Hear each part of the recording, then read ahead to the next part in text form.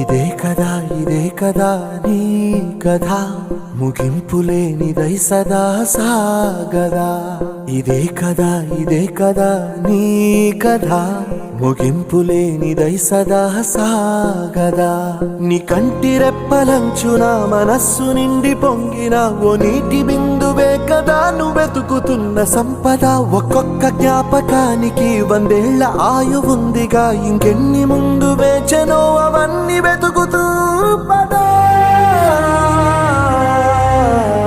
మనుష్యులందు నీ కథ మహర్షిలాగా సాగదా.